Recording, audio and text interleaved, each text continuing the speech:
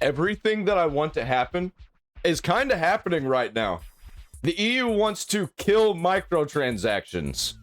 Corporate gaming is furious, of course. Dude, why has it got to be Europe that's got to be the first ones to get rid of this shit? I'm so glad this is finally happening, and I'm glad it's catching on more and more. I've been talking about it for years. I knew this was going to be a problem as soon as we started seeing free-to-play games with microtransactions, because they were making so much money. And I called it. A bunch of people called it. That it was going to keep getting worse and worse and worse. And we said, as soon as it was in the free-to-play games, that it was going to start being in the non-free-to-play multiplayer games. And then we were like, well, it's making a lot of money. It's definitely going to be in the single-player games. And then look where we are now. Well, the EU are up to regulatory shenanigans again. The question is, will this be good for us or will it be bad for us? And with that in mind, here's a quote. Let's not kill one of Europe's few tech success stories. That was a rather damning statement given by the CEO of Supercell, and its latest shot in a war that has been silently raging since April, because that's when the EU unveiled new guidelines for microtransactions in gaming. And now, let's get rid of all of them completely. I don't want them. I think that small DLC packs and large DLC packs is as far as we should push it, and it should be very, very limited. After a summer of adjustment, the industry is speaking not limited by amount, but limited by amount during a certain time period. Out. Now, obviously, in one way, that's all kind of hilarious, and we do sort of think, yeah, you've rammed our games full of this bullshit, a lot of it has felt fairly manipulative, it's probably good that someone is getting involved. In big picture, that is what I think. That being said, a lot of people in the industry are saying that this will ruin everything that they've built. I mean, just look at what the Supercell dude said. Dude, everything that you built is garbage. Basically, fuck Supercell. According to a lot of them, they say these regulations would worsen the player experience and also wouldn't make better games. Make better games. That's all I gotta say. If you can't have a better game without spending so much money, which they're not, they're making so much money on the Clash of Clans that like they're not putting that money back into Clash of Clans. They're just raking in profit. Improve protections, and that certainly is a bit that I'm at least interested in. They also say that this would cause widespread collateral damage to one of EU's biggest tech success stories. So here's the thing. The tech industry is too big. Fuck them. He's not entirely wrong. He's not entirely right. There's definitely stuff for us to talk about, and this one's going to be a goddamn trip. And I get this all can be a lot. We've got tariff and trade negotiations affecting everything from Switch 2 pricing to gaming privacy laws, and that means you need a full picture. And that's where ground news... That just means that everything's coming around to where I want it to be. We're gonna skip ground news. I don't give a fuck about ground news.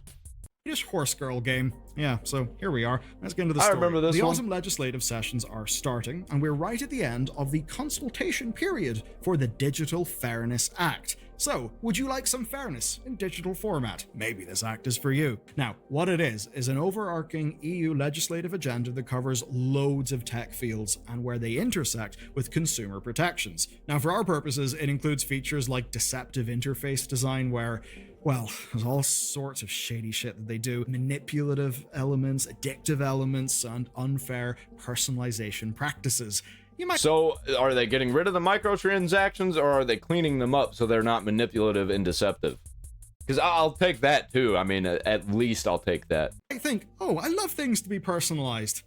Less so whenever a game is trying to exploit you really wanting that next upgrade and is giving you a targeted deal that probably has 900% value or some made-up bullshit like that. Yeah, and I hate whenever they've got these elements in games where it's like, oh, you pay for this item, pay for that item. Oh, you can get it randomly. You can get the coin so you can get this item. You better get that battle pass. And all of this stuff was stuff that would have been in the game before microtransactions were a thing. And they just removed them and charged you extra for it. Now, it's especially concerned where it hits consumer vulnerabilities and where people can be exploited. Now, you may remember our coverage... Which, by the way, doesn't work whenever people don't have money.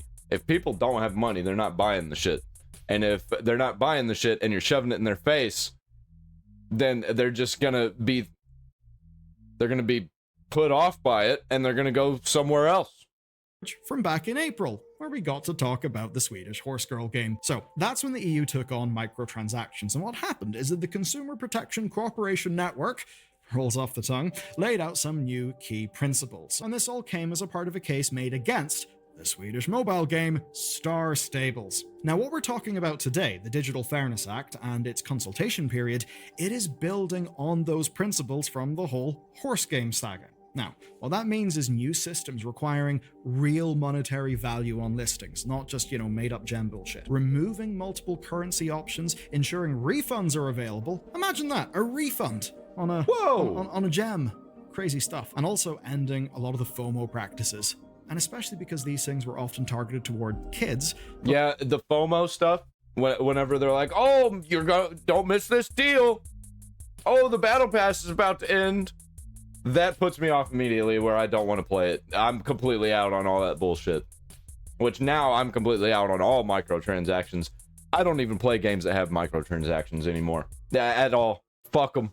Also, they would apply to everyone because games would need to implement them across the board. Now, at the time, the industry was obviously not really thrilled. They love making money from all of the things that I just listed that feel sketchy. And they framed these as new legal theories, as a disruption that could see games pulled from the EU if those games couldn't comply.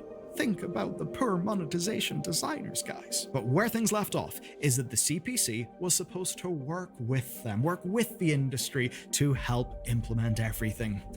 But 6 months later, the industry mood has not improved, and they are quite worried. Good. That open letter from the Supercell CEO, and by the way, I think they should be worried.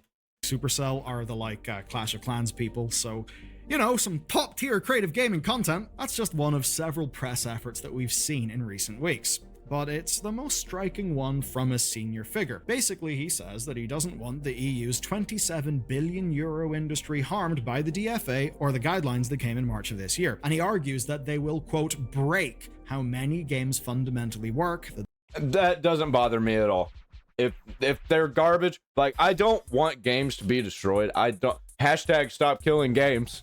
But, what do we do at this point? Do we keep letting everything get worse? Just so we can have all the games? No, I don't mind shutting these games down. Somebody will end up making a better version if there's that hole to be filled. They will harm the player experience, and especially will do this for free-to-play games. He uses a familiar metaphor for how in-game currency works. I honestly don't think there should be free-to-play games. I think we need to get rid of that shit. But it's one that was okay per the legal framework before the new guidelines in April. And basically he talked about theme park tokens. The idea that a family can buy tokens in bulk, or they can buy tokens individually, or they can even win tokens in a theme park. And to him, this isn't a theme park though. It's a fucking video game. This is all framed as, quote, convenient and fun, avoiding... And by the way, theme parks are garbage too, and they've always been garbage, and we've always known this. Repeated cash transactions. The idea you can buy loads of tokens at once. And he then contrasts this with the potential worst case under the new guidelines, where individual parental approval for each token used, including signed contract agreements, regardless of purchase value and all of that, would basically harm the experience. Basically, he's saying that regardless of purchase value, rides must... There are similarities between free-to-play games and theme parks, but they're not the same. Must display a real cost in euros based on a fixed standard, not, a token cost. Now, when children win prizes, they believe that those prizes are worth real money, despite obviously not being able to cash out. In his analogy, the visitors get frustrated and leave. Why? Well, because the experience isn't simpler or safer than what exists now. So, why change the token system? Well, his argument, he believes the existing frameworks can just be strengthened. Improve what we've got. Don't do a big new scary thing. Now, we will come back to how Supercell responds to those existing laws later on in this video. But going on, he suggests these new policies could result in companies choosing other monetization models. Things like more in-game advertising. And this feeling has actually got a lot of backing. Multiple large European game developers sent a letter to the EU. And I have to say, a massive thank you to one of our members, Neo Nebulosa, for helping us navigate the fun industrial nuances of the continent. Because for real, this shit's complicated. Now, what happened is that Euractiv saw the letter, and then industry-wide bodies like the European Game Developer Federation also got involved. And they're all very worried, and this is based on legal interpretations of current proposals and what they would mean for them, and of course also what they would mean for you. Let's go to the heart of the issue. This fundamentally comes down to a fairly simple question, but it's one with significant legal ramifications, and it's this. Is in-game currency the same as real currency? Because if it's treated as such, as, quote, digital representations of value, then the companies trading in them face significantly more scrutiny. And if you're thinking about, say, I don't know, banking, crypto, and other things, yeah, you're kind of thinking along the right lines. Because effectively, they would then be a little bit more like Bitcoin under the law. And to be clear, that is the position of the CPC. And therefore, it's inherent to the current consultation. I think that all games with microtransactions in them should be labeled as adults only, for one. I don't think that you should allow free-to-play games, and I think you should not allow these just endless microtransactions that don't really add anything to the game, except for to make you have a sense of accomplishment from buying in-game items that should have been free in the game, built into the game in the fucking first place. For the Digital Fairness Act, which is the big thing that would really change a lot. Now, the fundamental argument is that people are putting real money into these systems, and they are getting in return for their real money a digital representation of that money in the form of products, like, say, your gems or your Call of Duty points, whatever it may be. So, because of that, they should therefore have transparency and safety when they are spending. Now, those are good, noble goals, but implementation could be a little tricky, and it would mean some humongous changes. Now, we can't just dismiss those things because we like the principles behind the changes, and for the avoidance of doubt, we here are very much behind those principles. And what the industry is putting forward really are based on worst-case scenarios. But that doesn't mean that they won't happen, and we should talk about it because it would impact the industry. Now, they already don't trust the EU elements implementing all of this, as flagged by George Osborne, not that one, in his act. Yeah, and problems like this, like where the governments are stupid, the corporations are stupid, they all want your money. They all want terrible things to happen to you as long as you step in line and follow their narrative. That's why I'm out. That's why I'm out on all this. But maybe I'm just waiting for the day. That's why I keep up with all of this stuff. I am waiting for the day that culture starts turning around and I can get back into buying the new games and back into the new gaming culture. Right now, I feel like most of the gaming culture has shifted to retro games, indie games, and some rare AAA games here and there. And we're getting a lot more AA games that are coming out of the woodworks and just blowing all the AAA games out of the water and absolutely embarrassing them. Excellent video games industry memo newsletter back in April, his sources suggested to him something rather troubling, that before the new guidelines, the CPC did not engage with industry trade bodies, let alone get impact assessments. I know, impact assessments, it's real sexy stuff, but then again, we are dealing with, billions of euro and how the industry literally works. Now, that's part of why these bodies are emphasizing certain facts. Things like, only 18% of kids are allowed to make purchases, that 95% get parental supervision, and that monthly spending has actually gone down year on year, which is at least a silver lining if you're not a fan of microtransactions. But basically... Yeah, I don't care. I don't care about any of the statistics. What I care about is good games. And I think that microtransactions make games worse, so I don't want them. The industry is putting forward that they see all of this stuff as using a sledgehammer to crack a nut, and basically that's why they've been so frustrated. Now, the CPC suggested that they would work with the industry after they did their big publication. And without direct leaks, we don't literally know what those discussions looked like over the summer, but based on current reactions, they did not go well. But more than that, apparently, the CPC also didn't work with other EU bodies. Yes, this is really getting all quite complex. People may wonder why, I don't know, nothing ever gets done.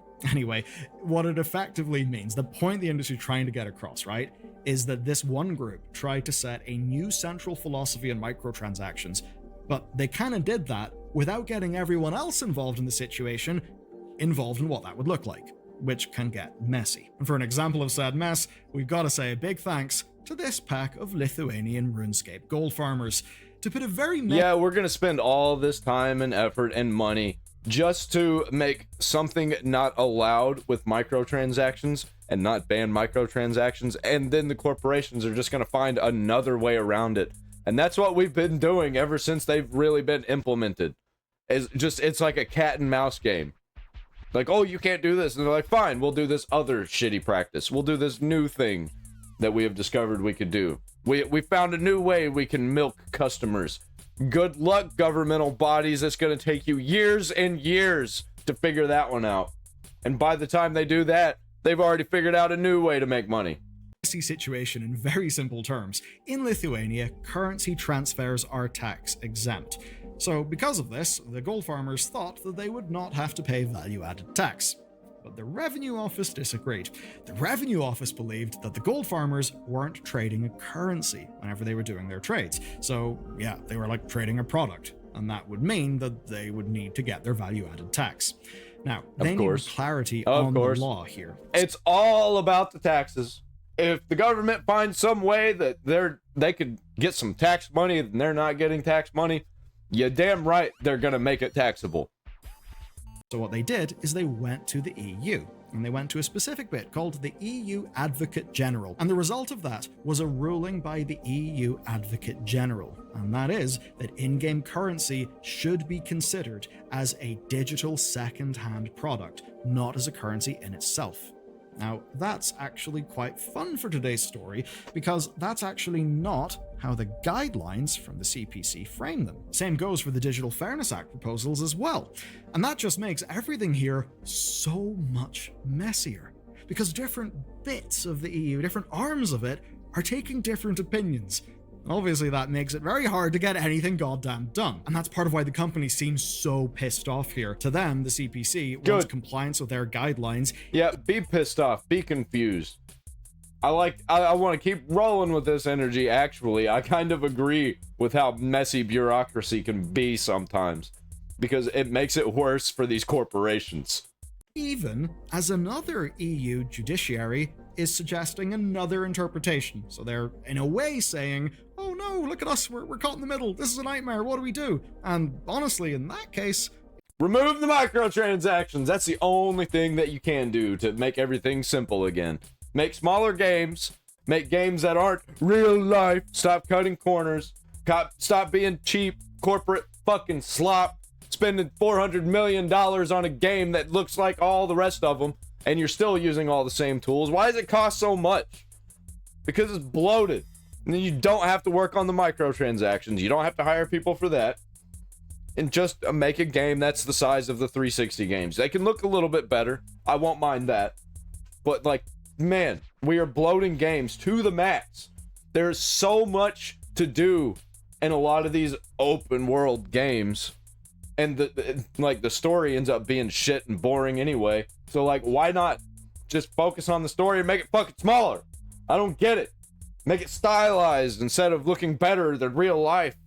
Yeah, they do have a point. It's like different arms of the same body are saying different things about basically the same issue. That's obviously chaos. Chaos that could get worse with the Digital Fairness Act being implemented next year. And that would mean that, well, everything that they work on, these companies that is, may now need to be changed again to comply with the new requirements. Which would be a good thing going solely off the Yeah, they wouldn't have to keep complying with all the new requirements if they just made games like they used to. Principles, what we're trying to protect to make better. I'm fine with it. We can keep doing this. We can keep doing this forever. Doesn't change how I play games. here, but you know, implementation is often the hard bit, and that is why the companies are very much worried. Oh boy, we're getting there. And one thing you may have noticed in this video is it might all sound a little bit schizo. I mean, here I am in 1 second being very much, oh, look at the things the Swedish Horse Girl game was doing. That's all pretty sketchy. Let's regulate some of this stuff so that, you know, we don't have exploitative bullshit happening that's, you know, aimed at teens and stuff. And then you'll also see me, well, talking about the industry's points.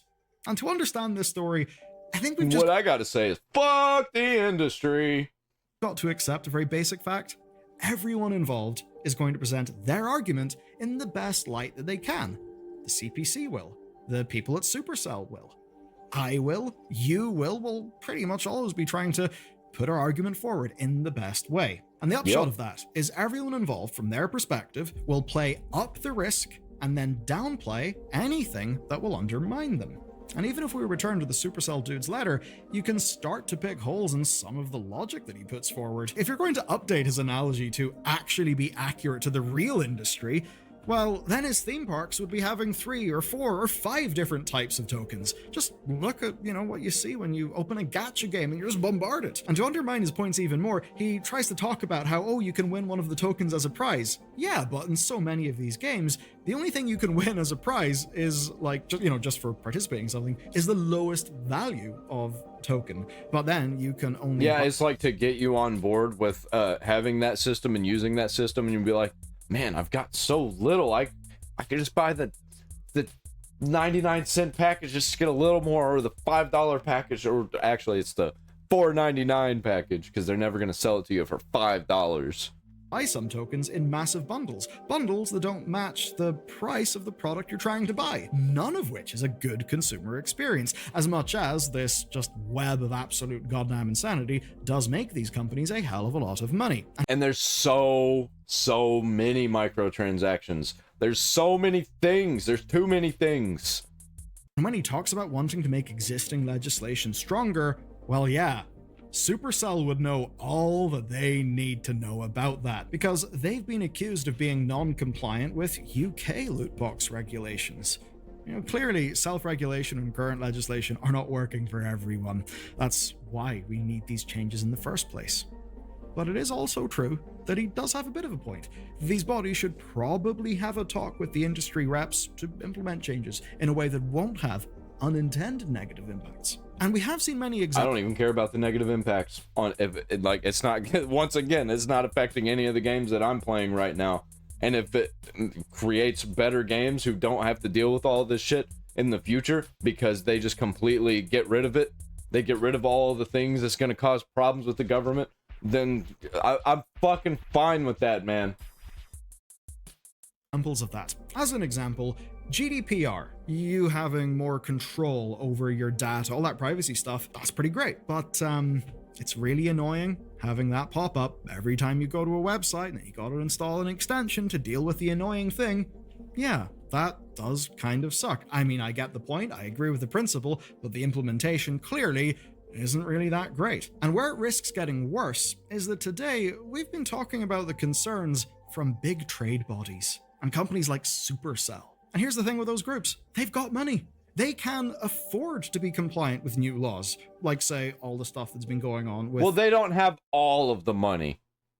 The UK's Online Safety Act and similar laws around the world. The incumbents can fork up the cash to be compliant. They can do that. Hell, if the compliance is a real nightmare, then maybe you can be an entrepreneur and sell the solution. But the smaller teams, the people who are just on the cusp of being sustainable fiscally, well, they'll be hurt more. Yeah, don't put microtransactions in your games, especially if you're a small company. Like, just make a good game. The worst case scenario is something that looks more like regulatory capture, that perhaps looks like the incumbents adapting to the regulation, but then the regulation being so onerous that new companies basically can't really get started up. That can be really bad. But to cut through all that fluff, something needs to happen. And the reason why is simple. A reckoning is coming, and I keep saying, dude, it's gonna get bad out there, and I can't wait to react to all this shit, man. And if you're a small company, just do all of the things that you want to do, but you see all the bad things that the big companies are doing, don't do those things. If you don't do those things, people will love you for it. And you never know, man. You might go under the radar. People might not enjoy your thing for like a week, a month, a year, even 10 years. Just put it out there. And eventually, maybe, somebody will find it. And it'll explode. We are very much on the clock. Here's the deal. The Digital Fairness Act is expected to be delivered in the next year or so. And what's happening right now is the ending of the consultation period for the virtual currency stuff. Dude, it finally, a bunch of this stuff, there's things being done about it. How long has it been, man? How long has it been? Basically, since the Xbox One is how long they've just really been pushing microtransactions. And I think PUBG is where this really all started. PUBG and Fortnite. And clearly, after 12 weeks of consultation, well, these companies have been reacting in this way to make a point that they don't want the Digital Fairness Act legislators to treat them the way that the CPC allegedly treated them with all of that Swedish horse girl stuff. They basically want a chance to make sure that their voices are heard. And you know what? That is their right. They are literally entities contributing to the economy within the EU. So yeah, they should have a seat at that table. I want them to be listened to and respected, but also treated with the skepticism that is due, because they are very much not unbiased here. And just as these companies need to turn a profit, they also need to do so in a way that is not predatory toward the public. And ultimately, it's that last bit that's where I land. You can see enough horror stories of this stuff going bad, or even just the simple, basic goddamn thing. Yeah, just stop playing those games, man. Please, for the love of God. If you are playing those games, then you kind of deserve to have all of the shit games, because you're missing out on great stuff. I know a lot of people that, like, they love games. They call themselves a gamer, but all they play are, like, fucking free-to-play trash mobile games. And I'm just like, dude, what are you doing? What are you doing? You can even play good games on your phone that aren't the trash free-to-play games. I don't know what it is, man. It's all of the addictive things that they put in these games to get you to spend money as a free-to-play game. And if you're going to spend money anyway, buy something that's not going to be, like, predatory on your monkey brain who just wants to spend money on shiny things that aren't real. You look at your phone, there's a social media app that's just trying to play around with your brain chemistry to get you hooked. You open a video game, and now it's doing the same thing. There's all this predatory bullshit everywhere. I don't know about you, but I've had enough. And the profit of these businesses is, yes, relevant to them, the shareholders. But how are we going to make money if we don't get people addicted and people want to spend money on our games because they're flashy? Like, how do we make money if we can't do that? Well, too fucking bad. Donate to the Fables Folly Farm.